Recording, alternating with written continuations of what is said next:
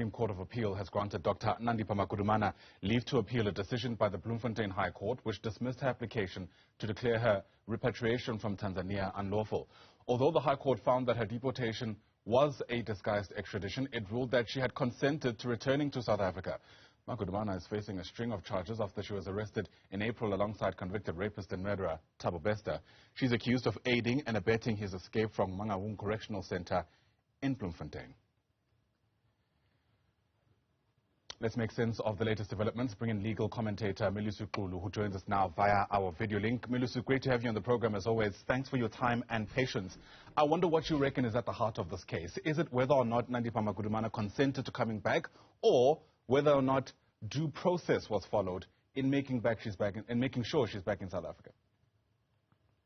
Good morning, Ayanda, and to the viewers at home. I think it's a very interesting legal issue that we are observing here, because if you look at the papers that she filed for the appeal, she focuses on her consent, and she focuses on the fact that is it valid to say just because she gave a consent she should have been brought back to South Africa? Because she's saying that is it correct to say you gave a consent, but you gave a consent to unlawful disguised extradition, and you gave a consent to something that is unconstitutional? Because the question is, was it explained to her that she's giving a consent to an unlawful disguised extradition? I think that's the point that needs to be looked at when, the Supreme Court of Appeal is dealing with the matter. Yeah. So it's the constitutionality of the consent. Sorry about it. No problem. My apologies, actually. Because it'd be interesting, right, if the court does actually find that even though she consented, she can't have consented to something that is illegal, a point that you've made. Yes. Do we have jurisprudence about how the court decides on matters like that? Can I unknowingly agree to an illegal action? And if I have, where does that leave the process itself, if you know what I mean?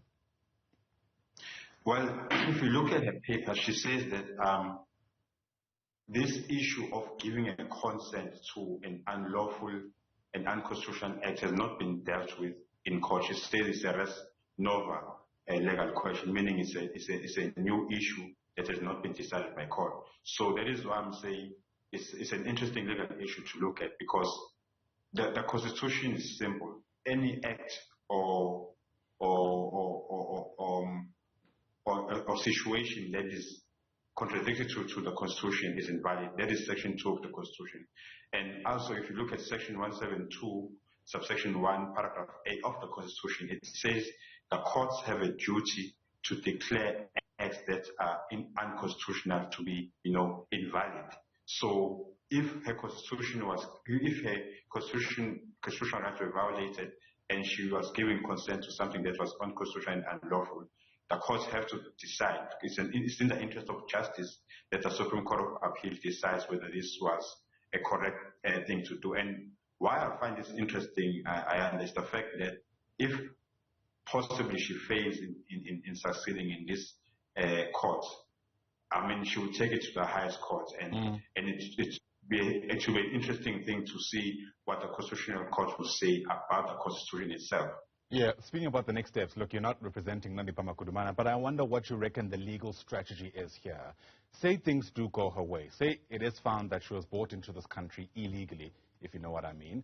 That doesn't necessarily mean that the charges against her will disappear, right? So what do you reckon ultimately she's getting at here?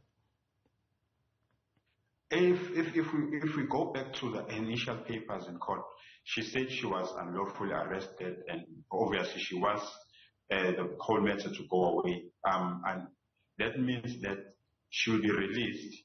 And as you've said, in her papers, she does not say that I asked that the court gives an order that I'm not arrested ever for these particular charges. So she can always be rearrested. I think possibly maybe a summons will be given to her to appear in court. So the charges will not disappear. Like we say in Sulikana and Boli, meaning the case doesn't go away. So I think if she does succeed obviously she will be released, but I believe that the NPA and the SAPS will not let it go just like that. They'll make sure that she is rearrested again in whatever way they can. Absolutely. It'll be interesting to see what kind of jurisprudence this adds to our country's courts. Melusi Xulu, as always, great to get your insights. Really do appreciate it. Melusi is a legal analyst.